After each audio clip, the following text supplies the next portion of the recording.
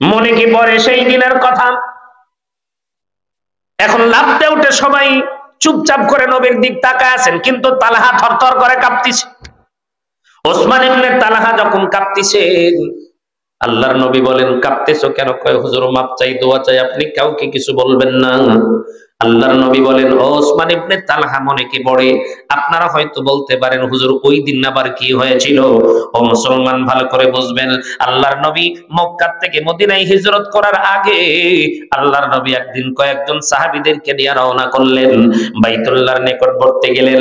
আর ওসমান ইবনে তালহা ডাক দিয়ে বললেন, এই ওসমান ইবনে তালহা, বাইতুল্লাহর চাবিটা একটু আমার হাতের মধ্যে দাও, আমি একটু বাইতুল্লাহর ভিতরে প্রবেশ করব, আমি একটু আমার মালিকের দুইটা সেজদা দিব। ওসমান ইবনে তালহা ডাক দিয়ে বলে, না না না, তোমাকে এই চাবি দেওয়া যাবে না, তোমার হাতের ভিতরে চাবি দেওয়া যাবে না। কারণ এই মক্কার জমিনের ভিতরে যত লোক আছে সবার কাছে চাবি দেওয়া যাবে, কিন্তু মুহাম্মদ ইবনে আব্দুল্লাহকে চাবি দেওয়া যাবে না, কারণ তুমি হলে মক্কার লোকেদের জন্য বড় দুশমন। নাউযুবিল্লাহ। আল্লাহর নবীকে বলতেছেন, তুমি হলে বড় দুশমন, তুমি হলে বড় শত্রু, তোমাকে চাবি দেওয়া যাবে না। আল্লাহর নবী বলেন, কেন চাবি দেওয়া যাবে না? সবাই তো বাইতুল্লাহর মধ্যে ঢুকতে পারে। ওই সময়ের ভিতরে দুইটা দিন কিন্তু চাবি খুলে দেওয়া হয়, তালাটা খুলে দেওয়া হইতো। একটা হলো সোমবার আর একটা হলো বৃহস্পতিবার। এই দুই দিন করে তারা চাবি খুলে দিত, তালা খুলে দিত। আল্লাহু আকবার, শুনলে বড় আশ্চর্য হয়ে যাবে। ওই সময়ের কাফের মুশরিকের বাচ্চারা বাইতুল্লাহ তওয়াফ করত, তারা তওয়াফ করত উলঙ্গ হইয়া, তাদের গায়ের ভিতরে কোনো কাপড় চোপড় থাকতো না, তারা উলঙ্গ হয়ে নবীর আল্লাহর ঘরের চতুর্দিক দিয়ে তারা তওয়াফ করত। ও মুসলমান, আল্লাহর গোলাম, দৃশ্যগুলো দেখিয়া আল্লাহর নবী সহ্য করতে পারে নাই। নবীজি বললেন, একটু চাবি দাও, 2 রাকাত নামাজ পড়বো। বলে, না না না, চাবি দেওয়া যাবে না। আল্লাহর নবী সেই দিন বলেছিলেন, হে ওসমান ইবনে তালহা, শোনো, মনে রাখবা, মনে রাখবা, এমন একটা সময় আসবে, এমন একটা অবস্থান আসবে, ওই দিন এই চাবি তোমার হাতে থাকবে না, থাকবে না। এই চাবি আসবে আমি নবীর হাতে। ওসমান ইবনে তালহা ডাক দিয়ে বলে, ও মুহাম্মদ, শুনে নাও, শুনে নাও, তুমি দিবারাত্রি স্বপ্ন দেখতে থাকো, তোমার এই স্বপ্ন পূরণ হবে না। এখন বলেন তো দেখি, মক্কা বিজয়ের পরে স্বপ্ন পূরণ হইছে না হয় নাই? এখন চাবি হাতের মধ্যে নিয়ে আসে, বলেন তো দেখি আল্লাহর নবী প্রতিশোধ নিতে পারে কি পারে না? ও মুসলমান, এই চাবিটা যখন এমন করে ধরছে, ভালো করে বুঝবেন, এমন সময় হযরত আব্বাস রাদিয়াল্লাহু তাআলা আনহু এমন করে হাত উঠায় ডাকতে বলতেছেন, পয়গম্বর, আপনি ওই চাবিটা আমার হাতের মধ্যে দেন, আমি ওই চাবিটা নিব। কারণ ওই চাবিটা আমার কাছে থাকলে আমি তো অনেক আগে থেকে জমজমের পানি দেওয়ার দায়িত্ব আমার কাছে আছে, আর এই চাবিটাও যদি আমার কাছে থাকে তাহলে তো আমি বাইতুল্লাহর মধ্যেও ঢুকতে পারবো, বাইতুল্লাহতেও আমি দেখভাল করতে পারবো। আল্লাহর নবী বলেন, না না না, আমি তোমার হুকুমে চাবি দেব না, আমি চাবি দেব আমার আল্লাহর হুকুমে। জোরে কন্না সুবহানাল্লাহ। আল্লাহর নবী বাইতুল্লাহর চাবিটা হাতের মধ্যে নিয়ে তওয়াফ করতেছিলেন, তওয়াফ করতেছিলেন, তওয়াফ করতেছিলেন। এমন সময় হযরত আলী রাদিয়াল্লাহু তাআলা আনহু আস্তে করে ডাক দিয়ে বলে, পয়গম্বর, এই চাবিটা কি আমার হাতের মধ্যে দেওয়া যায় না? এই চাবিটা আমার হাতের ভিতরে থাকলে আমি তো বাইতুল্লাহর তালা খুলতে পারবো, আমি তো বাইতুল্লাহে ঢুকতে পারবো, আমি তো বাইতুল্লাহ দেখতে পারবো। আল্লাহর নবী সাল্লাল্লাহু আলাইহি ওয়াসাল্লাম বলেন, এ আমার সাহাবীরা, তোমরা সবাই উপস্থিত হও। নবী আমার সবাইকে উপস্থিত করলেন। আল্লাহর নবী তওয়াফ করলেন। দ্বিতীয় তওয়াফে যখন আসলো, তখন আল্লাহর নবীর কাছে হযরত জিবরাইল এবার আয়াত নাজিল করে দিলেন। আমার নবী তখন দ্বিতীয় তওয়াফের সময়, দ্বিতীয় চক্করের সময় আল্লাহর নবী পড়তেছিলেন, ইন্নাল্লাহা ইয়া'মুরুকুম আন তু'আদ্দুল আমানাতি ইলা আহলিহা ওয়া ইযা হাকামতুম বাইনান নাসি আন তাহকুমু বিল আদল। জোরে কি বলা যাবে? আল্লাহু আকবার। আরেকটা আওয়াজ করে জোরে বলেন, আল্লাহু আকবার। ও মুসলমান, আল্লাহর গোলাম, সালাম। পাশেই দাঁড়ায় ছিলেন হযরত ওমর। আল্লাহর নবীকে ডাক দিয়ে বলতেছেন, নবীজি মদিনায় থাকলাম আপনার সঙ্গে, এই আয়াতটা তো আমি কখনো আপনার মুখ থেকে শুনি নাই। আজকে এই যে আয়াতটা তেলাওয়াত করলেন, এটা কেমন যেন নতুন মনে হলো। মক্কার জমিনের মধ্যেও আপনার মুখ থেকে শুনি নাই, মদিনার জমিনের মধ্যেও শুনি নাই, আর আজকে আপনি তোয়াফরত অবস্থায় এই আয়াতটা কেন তেলাওয়াত করলেন? আল্লাহর নবী বলেন, হে আমার সাহাবী, হে আমার শুনে নাও, শুনে নাও, এই মুহূর্তে আমার আল্লাহ রাব্বুল আলামিন এই চাবি নামের আমানত সঠিক হকদারের কাছে পৌঁছে দেওয়ার ওয়াদার আমার আল্লাহ করেছে। জবাব শেষ হয়ে গেল। 2 রাকাত নামাজ আল্লাহর নবী পড়লেন। এবার সাহাবীদেরকে নিয়ে আল্লাহর নবী বসে বলেন, সাহাবীরা রে, বলো বলো বলো, এই বাইতুল্লাহর চাবি এতদিন পর্যন্ত কাফেরদের অধীনে ছিল, কাফেরদের অধীনে এই মক্কার জমিন চলেছে, বড় এই চাবি কার হাতে দিব? আল্লাহর নবী যখন এই চাবিটা নিয়ে সামনের দিকে যখন উপস্থাপন করলেন, হযরত আবু বকর সিদ্দিক রাদিয়াল্লাহু তাআলা আনহু ডাক দিয়ে বলেন, নবীজি আপনি হলেন সর্বশ্রেষ্ঠ মানব, আপনি হলেন সর্বশ্রেষ্ঠ নবী, আল্লাহর ঘরের চাইতে শ্রেষ্ঠ ঘর আর নাই, এই বাইতুল্লাহর চাবি আপনার কাছেই ভালো মানায়, আপনার কাছেই তো এই চাবিটা সবচেয়ে ভালো মানায়, আপনি রেখে দেন। আল্লাহর নবী তখন ডাকতে বলে, আমার সাহাবীরা, আমি চাবি রাখবো না, আমার হাতের ভিতরে চাবি নেওয়া যাবে না, হকদারের কাছে এটা পৌঁছে দেওয়া লাগবে। বলো তো দেখি, উপযুক্ত হকদারকে আমার পরে যদি কাউকে চাবি দিবার চাই, এখন আপনার বোঝা থাকলে বলেন তো দেখি, স্বয়ং ডক্টর ইউনূস যদি দায়িত্ব সবগুলো না নিয়া, ডক্টর ইউনূস যদি বলে আমার মন্ত্রী পরিষদের বাকি পরিষদগুলো আমি একটু ভাগ বন্টন করে দিতে চাই, আপনাদের গ্রামেও যদি একজনকে নিবার চাই, আমাকেও যদি নিবার চাই, চেয়ারম্যান সাহেবকে যদি নিবার চাই, আপনারা বলেন তো দেখি আমরা না করব নাকি? আমি তো না করব না। কে না চাইছি? আর কি কথা কন না কেন? সবাই চাই। আর আল্লাহর নবীও বললেন, এই চাবি যার হাতে থাকবে পুরা মক্কার নেতৃত্ব তার অধীনে চলবে। এখন বোঝা গেল বাইতুল্লাহর চাবি থাকে যার হাতে, নেতৃত্ব চলে তার অধীনে। আর আমাদের দেশের মসজিদগুলার চাবি থাকে যার হাতে, ওর দায়িত্ব হলো টয়লেট আর প্রসাবখানা পরিষ্কার করা।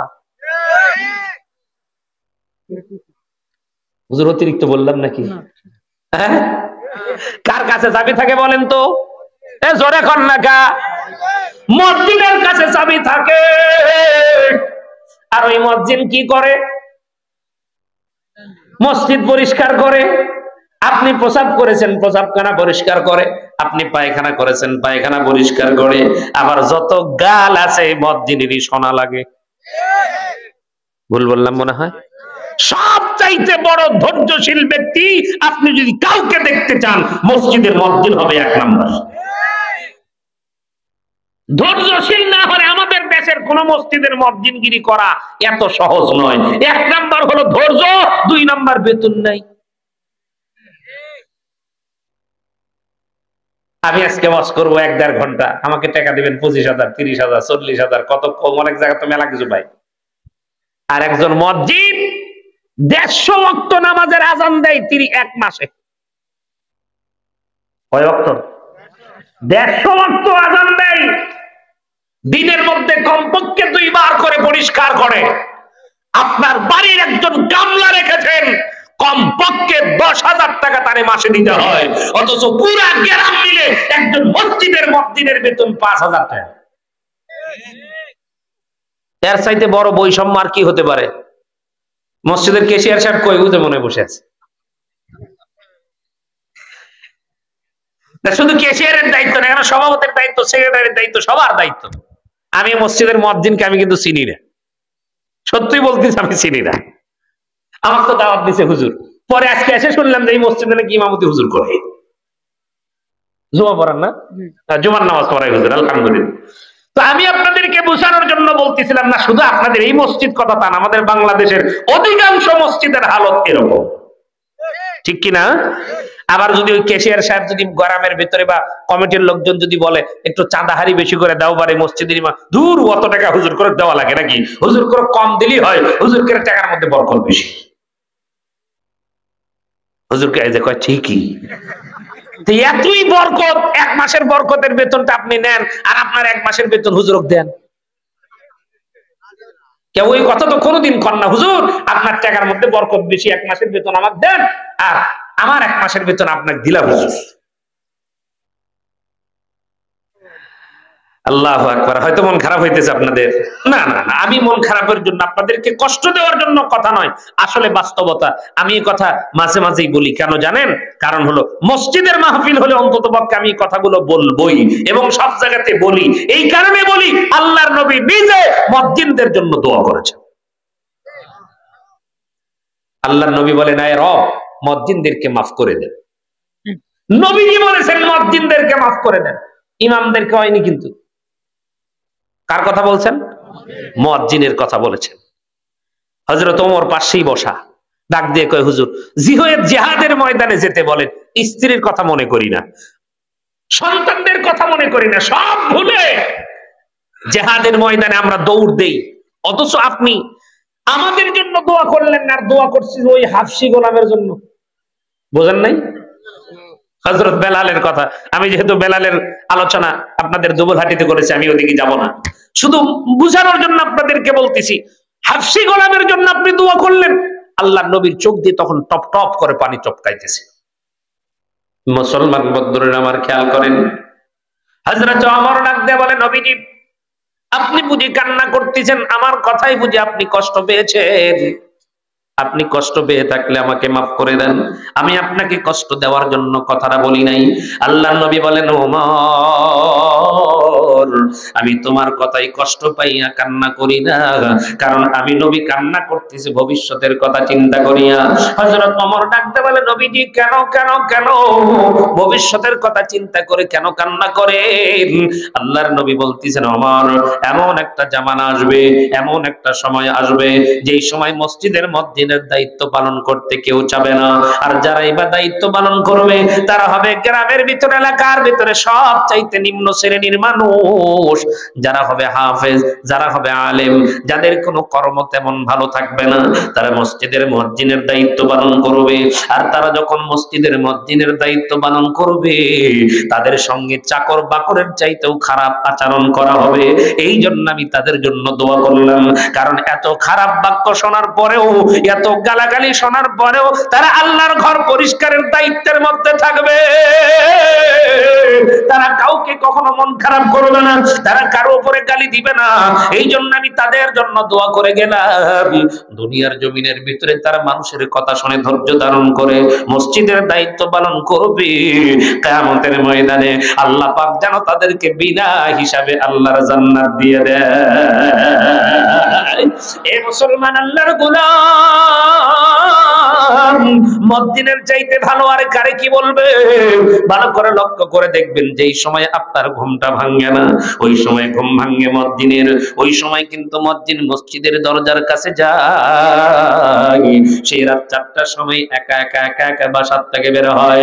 এ মুসলমান, কোনো ভয় ডর নাই, মসজিদের তালা খুলে ভিতরে ঢুকে আপনি আমি কিন্তু একা একা মসজিদে থাকতে ভয় পাই, মনে মনে বলি ভূত আছে মসজিদে। আপনার কাছে ভূতের ভয়, কিন্তু মুয়াজ্জিনের কাছে ভূতের ভয় নাই। মসজিদের ভিতরে মুয়াজ্জিন ঢুকে গেল, এবার আযান শুরু করে দিল, আপনাকে ডাক দিয়ে বলতেছেন, আসসালাতু খায়রুম মিনান নাওম। মসজিদ আপনাকে ডাক দেয়, ও দোস্ত ঘুম থেকে নামাজ উত্তম, ঘুম থেকে নামাজ উত্তম, ঘুম থেকে নামাজ উত্তম। ফজরের নামাজে ডাক দিয়ে বলে হাইয়া আলাস সালাহ, যোহরের নামাজে বলে হাইয়া আলাস সালাহ, আসরে বলে হাইয়া আলাস সালাহ, মাগরিবে বলে হাইয়া আলাস সালাহ, ইশাতেও বলে হাইয়া আলাস সালাহ। নামাজের দিকে আসো, হাইয়া আলাল ফালাহ।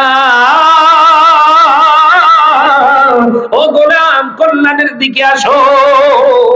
মুয়াজ্জিন সাহেব আপনারে ডাক দেয়, তবে একটা কথা মনে রাখবেন, এই ডাকটা কিন্তু মুয়াজ্জিনের না, এই ডাকটা হলো আমার আল্লাহর ডাক।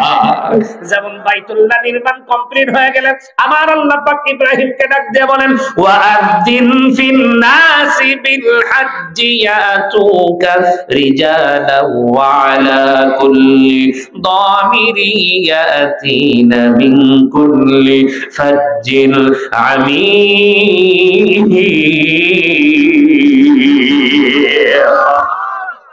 আমার আল্লাহ রাব্বুল আলামিন ইব্রাহিম খলিলুল্লাহরে ডাক দেয়া বলে, গো পয়গম্বর, বাইতুল্লাহ নির্মাণ করা কমপ্লিট হয়ে গেল, এবার আপনি আযান দেন ওয়াআযিন ফিন নাস বিল হাজ্জি ইয়াতুকা রিজালান ওয়া আলা কুল্লি দামিরি ইয়াতিনা মিন কুল্লি ফাজ্জিন আমিক।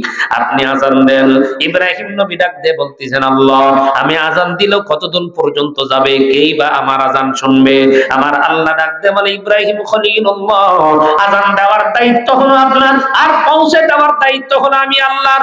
সুবহানাল্লাহ বলে।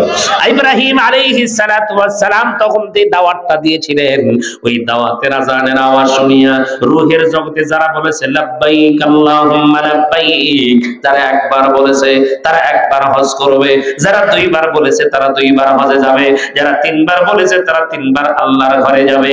ও মুসলমান, আল্লাহর গোলাম, ইব্রাহিম নবী আযান দিয়েছেন, ইজ্জত যায় না। শুধু তাই না, তাই না, তাই না, আল্লাহ পাক বলেছেন আনতাহিরা বাইতিয়া লিত-তাইফিনা ওয়াল আকিফিনা ওয়ার রুকাইস সুজুদ। আল্লাহ পাক আমাদের জাতির পিতা ইব্রাহিমকে আল্লাহ পাক ডাক দিয়ে বলেন, ও খলিলুল্লাহ, আপনাকে বলে দিলাম আনতাহিরা বাইতিয়া লিত-তাইফিন, তায়েফকা তাওয়াফকারীদের জন্য আপনি বাইতুল্লাহরে পবিত্র করেন। সুবহানাল্লাহ বলেন। ওয়ালা আকিফিন, ইতিকাফ করেন ওয়ালাদের জন্য। ওয়ার রুকাইস সুজুদ, এবং যারা রুকু করবে, যারা সিজদা দিবে, তাদের জন্য আপনি বাইতুল্লাহরে পরিষ্কার রাখবেন, পবিত্র রাখবেন। তার মানে বাইতুল্লাহ ঝাড়ঝাঁটা দিবেন কেডা? জোরে বলেন না। ইব্রাহিম আলাইহিস সালাতু ওয়াস সালাম আমাদের জাতির পিতা বাইতুল্লাহ পরিষ্কার করলো, আর আমাদের ভাই মসজিদ পরিষ্কার করতে আমাদের ইজ্জত যায়। মন খারাপ করতেছেন বুঝি?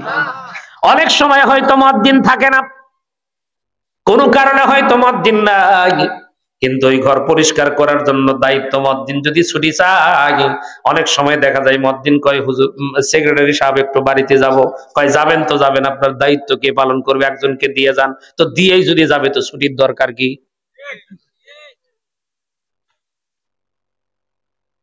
ইমাম সাহেব যদি বলে একটু ছুটি দেন, হুজুর ছুটি যাবেন, যান, আমাদের গুনাহ পড়তে না, একটা হুজুর দিয়া যান, তাহলে ছুটি চাওয়ার দরকার কি?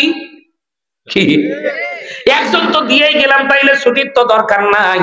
কারণ এমন মসজিদ আছে ইমাম গেলে নামাজ পড়ানোর মতো কেউই নেই। এই যে আমাদের এটি নাই, আমি কিন্তু কই না, আপনারাই সাক্ষী দিচ্ছেন। অন্তত পক্ষে মসজিদের ইমামের পেছনে যেই লোকটা দাঁড়াবেন, ওই লোকটা একজন নামাজি হওয়ার যোগ্যতা, নামাজ পড়ানোর মতো যোগ্যতা তার থাকতে হবে। ইমাম সাহেব ধরে নেন 2 রাকাত পড়ছে, কয় রাকাত? 2 রাকাত পরে এবার তাশাহুদে গেছে, তাশাহুদে সোজা হয়ে দাঁড়াইছে, বাস বাতাস বার হয়ে গেছে। বুঝেন নাই মনে হয়? ইমাম সাহেবের কি গেছে? ওযু গেছে, সোজা কথা। ওযু চলে গেল। এখন ইমাম সাহেব আস্তে করে নিয়ত ছেড়ে পেছন দিক যাবে, আর ইমামের পেছনে যিনি আসেন তিনি সামনে গিয়ে বাকি 2 রাকাত নামাজ পড়াবে। এরকম সিস্টেম আমরা তো মাসলাই তো জানি না। যদি ইমাম সাহেব কখন এরকম হাত ছাড়ে দেয় পেছন দিক দেয়, পেছনের যদি সামনে আছে পেছন দিয়ে আরেকজন কবে এ নামাজ ছাড়ে দিয়ে হুজুর নাই,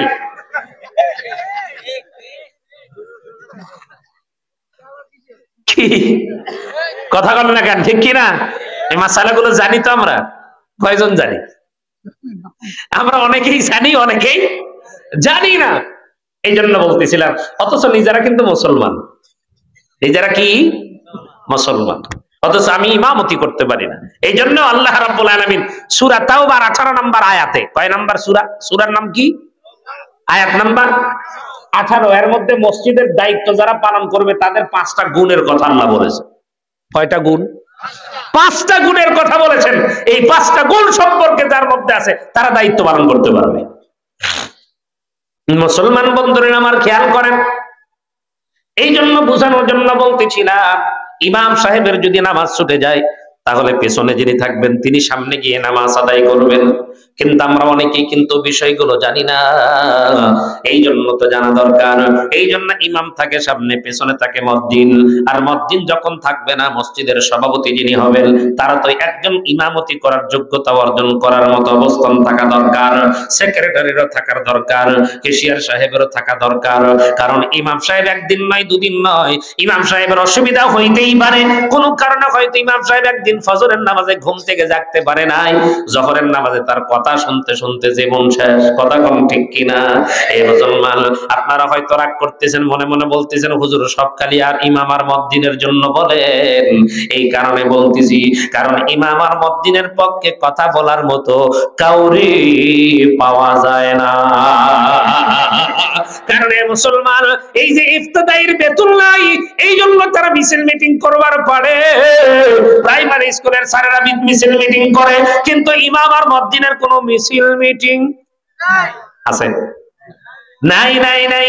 যদি এলাকার ভিতরে একটা ইমাম সমিতি থাকতো, মুয়াজ্জিন সমিতি থাকতো, তারা যদি বলতো মসজিদে ইমাম লাগবে, আর ওখান থেকে যদি ধার্য করে দেওয়া হয়তো 10,000 টাকা মুয়াজ্জিনের বেতন, 20,000 টাকা ইমামের বেতন, এই মসজিদের বেতন যদি প্রত্যেকটা বাংলাদেশের মসজিদের ইমামগুলার বেতন যদি 15,000 20,000 করে টাকা যদি থাকতো, আমার মন বলে মসজিদের যিনি সভাপতি তার ছেলে 1 নাম্বার মাদ্রাসায় পড়তো, সভাপতির ছেলে পড়তো, সেক্রেটারি ছেলে পড়তো, কেশিয়ারের ছেলে পড়তো। আপনাদেরকে বলে দিলাম, শুধু এই মসজিদে নয়, এলাকার ভিতরে যারা আছেন সবাইকে বলবো, অন্তত পক্ষে আপনি নিজে একজন ইমাম হওয়ার যোগ্যতা অর্জন করেন। আপনি একটু নামাজ শেখেন, না হলে আপনার সন্তানকে পাঠান। দুবুলঘাটি পাশেই তো আপনাদের মাদ্রাসা, আপনাদের সন্তানদেরকে পাঠায়া হাফেজ আলেম বানান। কারণ বাজার প্রকৃত পক্ষে মুসলমান ছাড়া নাজাত পাওয়া যাবে না। কথা কোন ঠিক কিনা? এই জন্য বলতেছিলাম, মুয়াজ্জিনকে সম্মান করব। কেমনে করব? কিভাবে করব? ইমামদেরকে সম্মান করব, বেতন তাদের কম। মহল্লার ভিতর অনেক মানুষ, ধনী মানুষ আছেন, আমি তাদেরকে বলবো ভাই মাঝে মাঝে তো বাজার করবেন। 10,000 টাকার বাজার করেছেন, 5,000 টাকার বাজার করেছেন, 3,000 টাকার বাজার করেছেন, ওখান থেকে 500 টাকা একটু আলাদা করে নেন। ওই 500 টাকার আপনি 1 পোয়া বেগুন কিনেন, 1 পোয়া পটল কিনেন, 1 পোয়া মাছ কিনেন, 1 পোয়া একটু এটা ওটা টুকিটাকি কিনা 500 টাকার একটা বাজার করিয়া একটা ব্যাগটা নিয়ে আপনার মুয়াজ্জিনের হাতের মধ্যে দেন, দিয়ে বলেন হুজুর আমার সমর্থন কম, আমি আপনাকে দিলাম, এটা একটা আপনার সন্তান সন্ততিদেরকে নিয়ে একটু ভাগ করে খাবেন। এই যে অল্প বিস্তরের একটা বাজার আপনি দিলেন, প্রতিদিন দেওয়ার কথা কিন্তু বলি নাই, মাসে যদি একবার আপনি দিবার পারেন, ওই মুয়াজ্জিন সাহেবের দিল থেকে কিন্তু আপনার জন্য দোয়া হবে। কথা বলেন না কেন ঠিক কিনা? এই কাজগুলো করবেন, আলেমদের সঙ্গে মহব্বত করবেন, ভালোবাসা তৈরি করবেন। কারণ মুসলমান, আমার নবী বলেছেন কুনা আলিমান আও মুতাআল্লিমান আও মুস্তামিআন আও মুহিব্বান, হয় তুমি আলেম হও, না হয় তুমি আলেমের ছাত্র হও, না হয় তুমি আলেমের কথা শ্রবণকারী হও, আর না হয় তুমি আলেমকে মহব্বত করনেওয়ালা হও। অন্তত পক্ষে আলেমদেরকে মহব্বত করব। কাল কিয়ামতের ময়দানে ভাই আপন হবে না, বোন আপন হবে না, মা বাবা আত্মীয় স্বজন কেউ যেদিন পরিচয় দিবে না, ওই দিন একজন আলেমের কারণে আল্লাহ আপনাকে মাফ করে আল্লাহ জান্নাত দিতে পারে। এই জন্য বলতেছিলাম, যেখান থেকে চাবি যার হাতের মধ্যে থাকবে, পুরা মক্কার নেতৃত্ব তার অধীনে চলবে। এই আমার সাহাবীরা তোমরা বলো বলো বলো, এই চাবি পাওয়ার উপযুক্ত মানুষটাকে?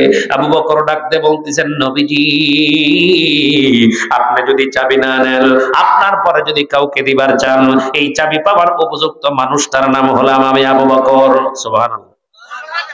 আসলে যতগুলো সাহাবী আছে তার মধ্যে যোগ্য ব্যক্তিকে আমরা সবাই জানি আবু বকর। হযরত আবু বকর সিদ্দিক রাদিয়াল্লাহু তাআলা আনহু বলেন, ইয়া রাসূলুল্লাহ, ইয়া হাবিবাল্লাহ, হুজুর আমি সব চাইতে পাওয়ার উপযুক্ত আল্লাহর নবী বলেন, আবু বকর তুমি একাই কি উপযুক্ত, আর কেউ নাই? হযরত ওমরও হাত উঠাইছেন, ওসমানও হাত উঠাইছেন, আলীও হাত উঠাইছেন, আব্বাস রাদিয়াল্লাহু তাআলা আনহু হাত উঠাইছেন। সবাই এমন করে হাত উঠাইছে চাবি পাওয়ার জন্য। আল্লাহর নবী বলেন, আবু বকর আপনি কি করে নিজেই পাইতে চান? আবু বকর ডাক দিয়ে বলতেছেন, পয়গম্বর আমি চাবি পাওয়ার উপযুক্ত। কারণটা বললাম এই কারণে, বয়সের দিকটা আমি সবার চাইতে বড়, কালেমাও পড়েছি আমি সবার আগে, ঈমানও আনছি সবার আগে। শুধু তাই না, আমি হলাম আপনার শ্বশুর, আমার আরেকটা নাম হলো আবু বকর সিদ্দিক। আবু বকরের নাম কি বললাম? আবু বকর সিদ্দিক। এই সিদ্দিক নামটা কিন্তু এমনি এমনি হয় নাই, উপাধি নাম। এই যে সিদ্দিক নাম, সত্যবাদী নাম, এমনি এমনি কিন্তু হয় নাই। আজকে আমাদের মাঝে অনেকের নাম আছে কিন্তু নামের সাথে কাম নাই। কথা কোন ঠিক কিনা? অনেকের তো নাম ঠিকঠাক মতোই পাওয়া যায় কিন্তু নামের সঙ্গে কামের কোনো মিল পাওয়া যায় না। আবু বকরের নাম সিদ্দিক কেমনে হলো জানেননি? অনেকেই হয়তো জানেন, অনেকেই হয়তো বা জানেন না। খুব সংক্ষেপ করে 1 মিনিটে কথাটা বলে দেই। আবু জেহেল রাস্তা দিয়ে যায় আর বলতেছেন, মোহাম্মদ পাগল হয়ে গেছে, মোহাম্মদ পাগল হয়ে গেছে। আবু বকর ডাক দিয়ে বলতেছেন, আবু জেহেল আমার নবীরে কেন পাগল বলো? বলে তোমার নবী পাগল না তো কি? আজকে যেই কথা বলেছে এই কথার দ্বারা প্রমাণিত হয় মোহাম্মদ পাগল ছাড়া আর কিছুই নাই। আবু বকর ডাক দিয়ে বলতেছেন, নবীজি আমার কেমনে পাগল হয়? বলে পাগল হওয়ার কারণ হলো আমি নিজের কানে আজকে কিছু কথা শুনে আসলাম। তোমার নবী বয়ান করতেছেন মানুষগুলার সামনে, তারা বলতিছে তোমাদের নবী বলতিছে একটা রাতের ভিতরে বাইতুল মাকদাসে গেছে, আবার সেখান থেকে গেছে সিদরাতুল মুনতাহা আল্লাহর বাড়ি পর্যন্ত গেছে। এই কথা তো একজন পাগল ছাড়া কেউ বলতে পারে না। আবু বকর ডাক দিয়ে বলতেছেন, তুমি কি সত্যই শুনেছো? এবার ডাক দিয়ে কয়, হ্যাঁ আমি তো নিজের কানে কথাটা শুনেছি। আবু বকর ডাক দিয়ে বলতেছেন, আবু জেহেল আমার নবী যদি এই কথা বলে থাকে, আমি আবু বকর সাক্ষী দিলাম আমার নবী যা বলেছে নবী আমার সত্য বলেছে। এবার আবু জেহেল ডাক দিয়ে কয়, তুমি আর এক পাগল। আসলে যার মন খারাপ তার সবসময় চিন্তাধারাও খারাপ। যার মন খারাপ, যার মন ভালো না, ও কিন্তু একাই ধ্বংস হয় না, আরো 10 জনকে ধ্বংস করে। কথা কোন ঠিক কিনা? আপনারা হয়তো জানা আছে, এক মহিলার কাছে একটা পাথর আছে, ওই পাথর দিয়ে যেই দোয়া করে আল্লাহ সেই দোয়াই কবুল করে। তবে তার জন্য একটা, অন্যের জন্য 2টা। মানে যেই জন্য দোয়া করে সেই জন্য তার জন্য কয়টা হয়? একটা হয়, অন্যের জন্য। এখন কয়েকদিন পরে স্বামী বাড়িতে এসে কয়, কিরে বউ তোর বাড়ি একতলা, আশেপাশে সব বাড়ি 2 তালাকা। বউ ডাক দিয়ে কয়, আল্লাহ একটা আমাকে পাথর দিছে, এই পাথর ছুঁয়ে দোয়া করলে আল্লাহ সেই দোয়া কবুল করে। কয় কেমনে করে? কয় আমার জন্য 1 তালা হয়েছে, সবার জন্য 2 তালা। কয় কি দোয়া করিস তুই? তোর জন্য 1 তালা আর অন্যের জন্য 2 তালা। ও তো হিংসাই মরে যাইতেছে, এটা তো হতে পারে না, একটু পাথরটা দে। কয় তুমি পাথর নিয়ে কি করবে? কয় দোয়া করবো। বউ ডাক দিয়ে কয়, কি দোয়া করবে? কয় সেটা পরে আগে দে। পাথরটা হাতের মধ্যে নিয়ে কয়, আল্লাহ তোমার কাছে আমার তেমন কিছু চাওয়া নাই, জীবনেও তো তোমার কাছে তেমন কিছু চাই নাই। আল্লাহ পাথর ছুঁয়ে তোমার কাছে চাইলাম, মেহেরবানি করিয়া আমার একটা চোখ কানা করে দাও। কয়টা চোখ? আমার একটা চোখ কানা করে দাও। যেই কথা বলছে বউ লাভ দেওয়া পাথর কারি না। কয় কি দোয়া করো? কয় ধর তোর পাথর তুই না, দরকার নাই, কারণ আমি আল্লাহর কাছে বলছি আমার একটা চোখ কানা করে দাও। আমার যদি একটা হয়, সবার যদি 2টা হয়, তাহলে আমার একটা হবি আর সবগুলা কানা হবি। এই জন্য ভালো করে একটা কথা এখান থেকে আসতে বলে তানবীর রহমাতুল্লাহ আলাইহি যে জিনিসটা বুঝাইছেন সেটা হলো এই, যার মন খারাপ, যার মন ভালো না, ও শুধু একাই ধ্বংস হয় না, সাথে আরো 10 জনকে নিয়ে মরে। কথা কোন ঠিক কিনা? আবু জেহেলের মনের হালতটা ছিল এরকম। আবু বকর সিদ্দিক রাদিয়াল্লাহু তাআলা আনহু এক দৌড় দিয়ে নবীর কাছে চলে গেছে। আমার নবীর কাছে যাওয়ার পর আবু বকর ডাক দিয়ে বলতেছেন, পয়গম্বর আমি শুনলাম আপনি নাকি আজকে একটা রাতের ভিতরে মেরাজে গিয়েছেন, বাইতুল মাকদাসে গিয়েছেন। নবীজি বললেন, কার কাছে শুনলা? বলে আবু জেহেল তো পুরা মক্কার জমিন তা লটায়া দিছে। নবীজি বলতেছেন, আবু বকর তুমি যা শুনেছো সত্য শুনেছো, আমি নবী মেরাজে গিয়েছিলাম, আল্লাহ আমার রাত্রিতে নিয়েছিল। তুমি কি আমার এই কথাগুলোকে বিশ্বাস করো? হযরত আবু বকর সিদ্দিক রাদিয়াল্লাহু তাআলা আনহু ডাক দেয়া বলে, নবীজি, আপনার মুখ থেকে কোনোদিন একটা মিথ্যা কোনোদিন শুনি নাই। যতদিন হলে আপনার চিনি, আপনি কোনোদিন মিথ্যা বলেন নাই। আজকের এই কথার মধ্যেও যে কোনো মিথ্যা নাই। আমি আবু বকর সাক্ষ্য দিতেছি, সাদ্দাকতা ইয়া রাসূলুল্লাহ, আপনি যা বলেছেন সত্য বলেছেন, এর মধ্যে কোনো মিথ্যা নাই, মিথ্যা নাই। আল্লাহর নবী বলেন, আবু বকর, তোমার কোনো প্রশ্ন নাই, তোমার কোনো জিজ্ঞাসা নাই। বিনা প্রশ্নে বিনা জিজ্ঞাসায় যখন তুমি এই কথাটাকে বিশ্বাস করে নিয়েছ, তখন আমি ঘোষণা করে দিলাম, আজকের পরের থেকে তোমার নাম শুধু আবু বকর না, তোমার নাম হবে আবু বকর সিদ্দিক। মুসলমান বন্ধুরা আমার, সিদ্দিক আকবর রাদিয়াল্লাহু তাআলা আনহু নাম এমনি হয় নাই। এই যে কথাগুলো বিনা বাক্যে স্বীকার করে নেওয়ার কারণে আল্লাহ পাক নাম দিয়েছেন সিদ্দিক। আবু বকর ডাক দিয়ে বলতেছেন, নবীজি, দায়িত্বপ্রাপ্ত যদি হই তাহলে আমি সবচাইতে আপনার পরে উপযুক্ত মানুষ।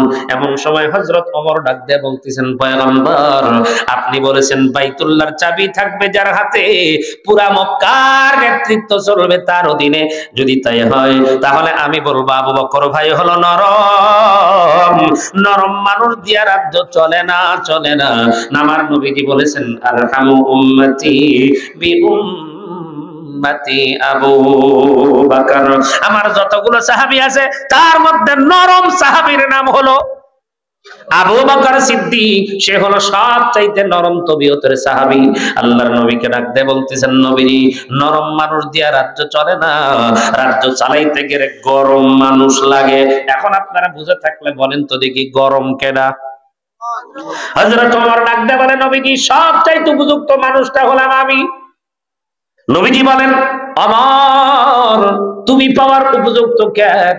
বলে, হুজুর, আমি কালেমা পড়ে মুসলমান হওয়ার আগ পর্যন্ত নামাজ পড়েছেন গোপনে, দাওয়াত দিয়েছেন গোপনে, আর আমি ওমর যখন কালেমা পড়েছি তখন নামাজ, আযান সব কিছু ওপেনে শুরু হয়েছে। কারণ আপনি আমার নাম দিয়েছেন ওমর ফারুক। আল্লাহু আকবার বলেন। এই ফারুক নাম তো এমনি হয় না, আপনারা জানা আছে। নবীর হাতে যখন কালেমা পড়েন, হযরত ওমর কেমনে মুসলমান হলো তা তো আপনাদের সকলের ইতিহাস বহুবার আপনারা শুনেছেন। হযরত ওমর নবীর মাথা কাটার জন্য রওনা দিছে। পথের মধ্যে যাওয়ার পর একজন মুরব্বী ডাক দেয়, ওমর কই যাও? কয়, মুহাম্মদকে শেষ করব, কারণ তার জন্য আমাদের মক্কার জমিনে টিকে থাকা বড় কষ্ট হয়ে গেছে, খুব ঝামেলা করতেছে। কয়, তুমি কি জানো মুহাম্মদ কত বড় মানুষ? কয়, আমার চাইতে বড় আর কেউ নাই, তরবারিতে মাথা কাটবো তারপরে বাড়ি ফিরবো। কয়, আমার তো মনে হয় তোমার ছাগলের শক্তি নাই। কয়, ছাগলের শক্তি নাই মানে? কয়, ছাগলের বাচ্চা ধরে দেখো তো, যদি পারো তাহলে বসবো, তুমি মুহাম্মাদের মাথা কাটতে পারবা। ওমর ডাক দেখে, একটা কথা হলো, আগে ছাগল ধরবো, তারপরে তোক মারবো, তারপরে যাবো মুহাম্মাদের কাছে। কয়, যাও ধরো। ছাগলের বাচ্চা ধরবে গেছে। যারা ছাগল চড়াইছেন তারা ভালো জানেন, ছাগল এমন একটা জাত, এক লাইনে তুলে দিচ্ছেন 4-5টা, দেখবেন মাঝখান থেকে একটা নাই। আবার ওটা নিয়ে এসে লাইনে তুলে দিচ্ছেন আর একটা নাই। তো ছাগল যারা চড়ায় এদের অনেক ধৈর্যশীল হতে হয়, না হলে একটা ছাগলও বাঁচবি না, রাগের তেলায় ধরবি আর আসাদ দিয়ে শেষ। কারণ ছাগলের অবস্থাই হলো এরকম। তো এই ছাগলকে ধরার জন্য হযরত ওমর যেই ধাওয়া করছে, ছাগল দিছে দৌড়। আচ্ছা বলেন তো দেখি, গাড়ি ব্রেক করলেও তাও 1/2 কিলো বা এরকম যায়, আর ছাগল ব্রেক করলে জায়গায় ব্রেক। কথা কোন ঠিক কিনা? তো ছাগল দৌড়াইতে দৌড়াইতে যেই ব্রেক করে, ওমর ঠাস করে সামনে পড়ে, আর আবার দৌড়াই, এই দৌড়াইতে কয়েকবার ব্রেক করার এই সেই করতে করতে ওমর নিস্তেজ হয়ে গেছে। মুরব্বী মাথায় হাত দিয়ে কয়, ওমর, ছাগলের সাথে পারলা না? কয়, তাই তো হলো। কয়, তাহলে কার মাথা কাটতে যাচ্ছ জানো? তার মাথা কাটতে যাওয়ার আগে তোমার বাড়ির বোনের খবর নেও। কেন? কয়, তোমার বোন, তোমার ভগ্নিপতি তোমার আগে কালেমা পড়ে মুসলমান হয়ে গেছে। ওমর কয়, আগে মোহাম্মদ পরে, আগেই দুটো শেষ। দৌড় মারছে বোনের বাড়িতে। এখন ভিতরে আল্লাহু আকবার, আল্লাহর নবীর একজন সাহাবী তাদেরকে কোরআন শিখাইতেছে। সুবহানাল্লাহ। ভিতর থেকে কোরআন তেলাওয়াতের আওয়াজ। হযরত ওমর দরজার মধ্যে থাবা দিছে। যেই আওয়াজ করছে ফাতেমা, জোরে একটা আওয়াজ ডাক দিছে, ভিতরে তো শোনার সঙ্গে সঙ্গে থরথর করে কাঁপ উঠে গেছে, সর্বনাশ, ওমর আসছে। আওয়াজই বুঝে পড়ছে যে এই সাহাবী কোরআন শিখাইতেছিল তাকে একটু লুকায় রাখছে, লুকায় রেখে দরজা খুলে দিচ্ছে। ভেতরে ঢুকে বলে, কি ব্যাপার, শুনলাম তোমরা নাকি কালিমা পড়ে মুসলমান হয়ে গেছে। বোন ডাক দিয়ে কয়, শুনছই যখন তাহলে আর মিথ্যা বলে লাভ কি? হ্যাঁ, আমরা কালিমা পড়ে মুসলমান হয়েছি। জোরে করে সুবহানাল্লাহ। হযরত ওমর বলতেছেন, কলিজায় ভয় নাই? কয়, এখন যার ভয় আছে পৃথিবী তার কারো ভয় ভেতরে নাই। সুবহানাল্লাহ বলেন। কার ভয় ঢুকছে? আরো জোরে বলেন, কার? আল্লাহর ভয় যার ভেতরে থাকে সে কখনো কারো কাছে মাথা নত করে না। কথা কোন ঠিক কিনা? হাসির কাছে হাসতে হাসতে যায়, তবুও মাথা নত করে না। মুসলমান বন্ধুরা আমার খেয়াল করেন, আল্লাহর নবী সাল্লাল্লাহু আলাইহি ওয়াসাল্লাম সাহাবী লুকায় আছেন, আর ভিতরে তারা দুইজন ভগ্নিপতি আর বোন। হযরত ওমর ডাক দিয়ে বলতেছেন, তোমাদের সাহস তো কম নয়, তোমরা মুহাম্মাদের কালেমা পড়েছো। এই কথা বলে চাবুকটা বের করে পেটন শুরু করছে। ভগ্নিপতির বোনকে কিন্তু না, ভগ্নিপতিরে মারতে মারতে মারতে মারতে বোন আর সহ্য করতে পারে নাই। তার স্বামীর পিঠের উপরে গিয়ে যখন ওপর হয়ে পড়ে গেছে, তখন চাবুকের আঘাতটা যখন বোনের গায়ে গিয়ে যখন লাগছে, লাগার সঙ্গে সঙ্গে চামড়া ফেটে রক্ত বের হয়ে গেছে। আর রক্তের ফোঁটা যখন ওমরের গায়ে এসে লেগে যায়, এবার সঙ্গে সঙ্গে ওমরের রক্তটাও ঠান্ডা হয়ে গেছে। কারণ রক্তের সঙ্গে রক্তের কিন্তু একটা টান আছে। কথা কোন ঠিক কিনা? ডাক দিয়ে বলে, রে বোন, এত মারা মারলাম, এত কষ্ট দিলাম, একটা বারের জন্য তো কালেমা ছাড়তে চাইলি না। বোন ডাক দিয়ে বলে, ভাই তুমি মারতে মারতে যদি মেরে ফেলে দাও, দুনিয়ার সব ছাড়তে পারবো, এবং কি আমার জীবন দিতে পারবো, কিন্তু আমার আল্লাহর কালেমা ছাড়তে পারবো না। হযরত ওমর ডাক দিয়ে বলে, বোন কি যেন তেলাওয়াত করতেছিলে রে বোন, একটু আমার তেলাওয়াতটা শোনা রে বোন, তেলাওয়াতটা শোনা। বোন ডাক দিয়ে কয়, না না না, তোমার এখন তেলাওয়াত শোনানো যাবে না। তুমি যদি শুনতে চাও তাহলে তোমাকে গোসল করতে হবে, তোমাকে পবিত্র হতে হবে। ও মুসলমান, গোসলের ফরজ সহ তাকে গোসল করানোর পর তার হাতের মধ্যে যখন চিরকুটটা দেওয়া হয়, অথবা তার সামনে যখন কোরআন তেলাওয়াত শুরু করলেন, তাহা মা আনজালনা আলাইকাল কুরআন লিতাশকা, এমন করে পড়তে পড়তে পড়তে পড়তে, ওমা তিলকা বিয়ামিনিকা ইয়া মূসা ক্বালা হিয়া আসায়া আতাওয়াক্কাউ আলাইহা ওয়া আহুশু বিহা আলা গনামি ওয়া লিয়া ফিহা মাআরিবু উখরা। এটা আওয়াজ করে জোরে বলা যাবে না? আল্লাহু আকবার। এই আওয়াজ যখন আসতেছিল, হযরত ওমরের চোখ দিয়ে তখন টপ টপ টপ টপ করে পানি পড়ে। নাক দিয়ে বলে, রে বোন, মূসা আলাইহিস সালাতু ওয়াস সালামের খবর যেই নবীর মাধ্যম দিয়ে জানানো যায়, এই নবী আসলে নকল নবী নয়, এটা অবশ্যই আল্লাহর আসল নবী। জোরে কন্না মারহাবা। নাক দিয়ে বলে, বোন রে, আমারে নিয়ে চল। এই কথা যখন বলছে, ওই যে লুকায় আছে সাহাবী, তখন আস্তে করে বের হয়ে বলতেছেন, আমি আপনারে নিয়ে যাব, চলেন। সুবহানাল্লাহ। এবার আস্তে করে যখন ওমরকে নিয়ে রওনা দিছে, আল্লাহর নবী ঘরের ভিতরে আছেন, এমন সময় শব্দ আস্তে করে দেখতে পাইলেন যে হযরত ওমর তরবারিটা হাতের মধ্যে করে নিয়ে আসতেছে, এমন মোশান নিয়ে আসতেছে। হযরত আবু বকর ডাক দিয়ে বলতেছেন, নবীজি, ওমর মনে হয় আপনারে আজকে বাঁচতে দিবে না, মেরে ফেলবে। ওগো পয়গম্বর, দরজা খুলবেন না। আল্লাহর নবী ডাক দিয়ে বলতেছেন, না, তোমরা কেউ আমার সামনে আসবা না, আমি আগে দরজা খুলবো, দেখি ওমর কি করে। হযরত আলী সামনে দাঁড়ায় গেছে, না হুজুর না, আপনি দরজা খুলতে পারবেন না। হযরত ওমর যদি তরবারি চালায়, আমার জীবন আগে দিব। আবু বকর বলে, হুজুর আমার জীবন দিব, আপনার কে কেউ গায়ে হাত দিতে দিব না। আল্লাহর নবী বলেন, আবু বকর, আলী সরে দাঁড়াও, সরে দাঁড়াও। আমার মন বলে ওমর আমার কাছে ওই নিয়তে আসতেছে না। আল্লাহর নবী দরজা খুলে দিলেন। হযরত ওমর তরবারিটা এমন করে দুই হাত দিয়ে ধরিয়া মাথার নিচের দিক দিয়ে চুপচাপ করে আছেন। নবীজি ডাক দিয়ে বলতেছেন, ওমর রে, এখন কি তোমার সময় হয় নাই? হযরত ওমর তরবারিটা নবীর কদমে রাইখা ডাক দিয়ে বলে, নবীজি আপনি আমারে পড়ায়া দেন লা ইলাহা ইল্লাল্লাহু মুহাম্মাদুর রাসূলুল্লাহ।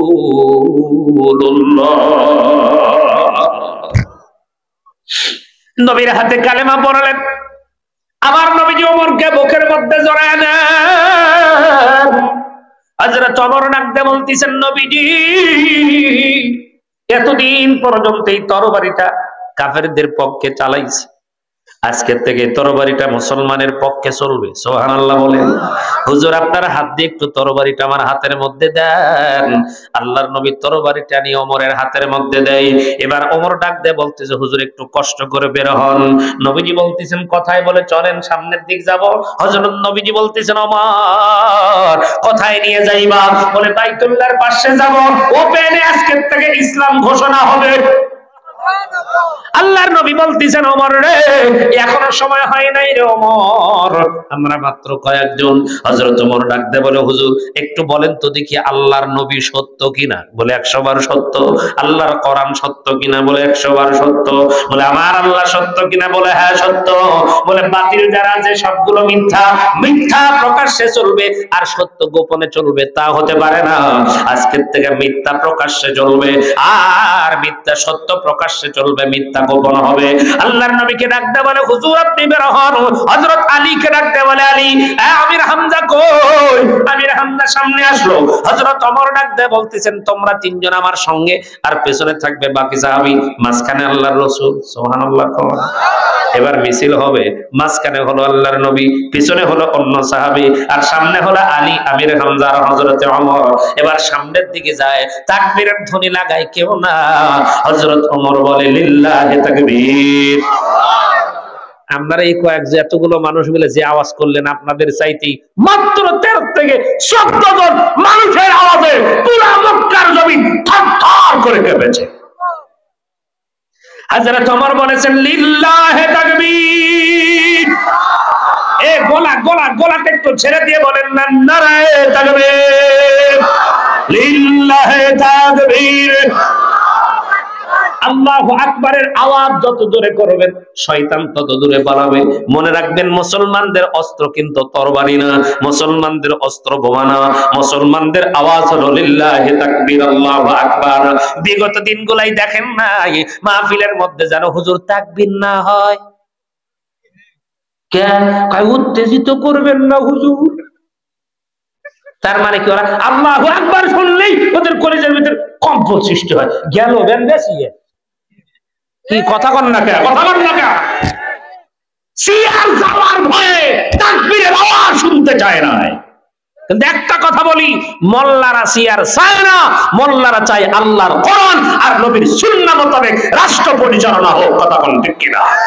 এটা যেই পরিচালনা করবে আমরা তার সাথে আছি।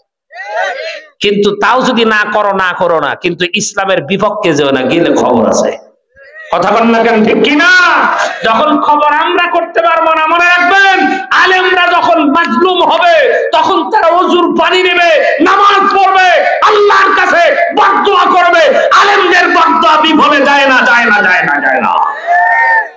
এই জন্য মনে রাখবেন, বিগত দিনে যারা যা করছে, সামনে যারা আসবেন আপনাদের দ্বারা যেন আলেমরা কখনো অপমানিত না হয়। মুসলমান বন্ধুরা আমার খেয়াল করবেন, যেই কথাটা বোঝানোর জন্য বলতেছিলাম, আল্লাহর নবী সাল্লাল্লাহু আলাইহি ওয়াসাল্লামকে নিয়ে যখন তাকবীরের ধ্বনি দিতে দিতে সামনের দিকে যায়, এমন সময় মুসলমান বন্ধুরা আবু জেহেল ডাক দিয়ে কই, কি রে, পুরা মক্কার জমিন কেমন যেন থরথর করে কাঁপতেছে, কি ব্যাপারে এত জোরে আওয়াজ কিসের? কয় কেমন যেন মনে হয় আল্লাহু আকবারের জোরে তাকবীর হইতেছে। কার এত বড় সাহস? কয় যান আপনি দেখেন তো কেডা। এবার আবু জেহেল সামনে আসে, কয় কে এত জোরে তাকবীর দেয়? যে ওমর দেখা যায়। কয় ওমর কে? এই ওমর কিসের তাকবীর দাও? কয় কে শুনবার পারো না? কান কি কম শোনো নাকি? কয় কি ব্যাপার, তুমি না মাথা কাটতে গিয়েছিলে? কয় না গেছিলাম, এখন উল্টা দিক কাটলো। সুবহানাল্লাহ। তরবারি এমন করে বের করে কয়, এই আবু জেহেল, যার সন্তানদেরকে ইতিম বানাবে, যার স্ত্রীকে বিধবা বানাবে, আমি তাদেরকে বলতি যে তারা যেন আসে নবীর বিরুদ্ধে যেন বলে, আমি ওমরের তরবারির হাত থেকে একটাও রেহাই পাবে না। এখন আবু জেহেল মাথা নিচের দিক যায়, এটাও জাদুর মধ্যে পড়ছে, মাথা নিচের দিক করে চলে গেছে। আল্লাহর নবী ডাক দিয়ে কয়, ওমর রে, আজকের থেকে তোমার নাম শুধু ওমর না, আজকের থেকে তোমার নাম হবে ওমর ফারুক। সেই ওমর ডাক দিয়ে বলতেছেন, নবীজি আপনি যদি চাবি দিবার চান তাহলে উপযুক্ত মানুষটার নাম হলাম আমি ওমর। ও মুসলমান বন্ধুরা আমার, পাশেই ছিলেন হযরত ওসমান। আস্তে করে ডাক দিয়ে বলতেছেন, নবীজি আমি আপনাকে বলি, চাবি পাওয়ার উপযুক্ত মানুষটার নাম হলাম আমি ওসমান। কারণ একজন হলো সিদ্দিক আর একজন হলো ফারুক, আর আমি ওসমান শুধু ওসমান না, আমি ওসমান হলাম ওসমান গনি। একটা মহাব্বতে জিকির করেন, লা ইলাহা ইল্লাল্লাহ, লা ইলাহা ইল্লাল্লাহ, লা ইলাহা ইল্লাল্লাহ মুহাম্মাদুর রাসূলুল্লাহ সাল্লাল্লাহু আলাইহি ওয়াসাল্লাম। কষ্ট হইতেছে আপনাদের? মন খারাপ হইতেছে বুঝি? এ বাজান, আমি একটু জেনে নিলাম হুজুর মসজিদের মাহফিল কয় হুজুর,